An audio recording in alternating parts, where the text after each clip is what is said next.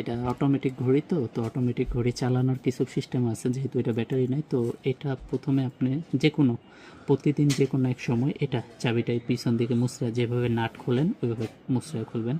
খুললে এই চাবিটা সামনের দিকে মোচড় দিবেন, 1 2 3 4 5 এমন করে 30 বার চাবি দিতে হবে।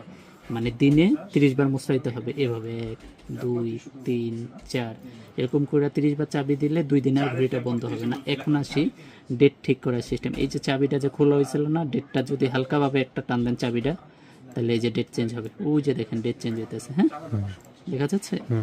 এই চাবিটারে আবার আরেকবার টান দেওয়া যায়, আরেকবার টান দিলে সময় ঘুরিতে পারবে। চাবির মোট 2 বার টান দেওয়া যায়। হ্যাঁ, আপনি সময়টা মিলানো শেষ হয়ে গেলে তখন আপনি চাবিটা লাগাই নেবেন। তখন চাবিটা আবার এভাবে জাতা দিবেন। জাতা দেওয়ার যেহেতু নাট সিস্টেম ছিল, একটু শক্তি অবস্থায় জাতা দিয়ে এভাবে মোস্তায় লাগাবেন, বুঝছেন ভাইয়া? যখন চাবিটা খুলবেন পিছন দিকে মোস্তায় খুলবেন, যেহেতু নাট সিস্টেম পিছন দিকে খুললেন। চাবি দেওয়ার ক্ষেত্রে সামনের দিকে 1 2 3 চাবি দেওয়ার সময় একটা আওয়াজ হবে, দেখবেন। হ্যাঁ, আর এই চাবিটার হালকা টান দিলে ডেট করবে, এই যে ডেট করতেছে। আর চাবিটার আরেকবার টান দিলে সময় করবে। হ্যাঁ, এই তো ঠিক আছে। আপনার হোয়াটসঅ্যাপে নোট দিয়ে পাঠিয়ে দেবেন। এটা কি করব? বন্ধ করেন না? এটা না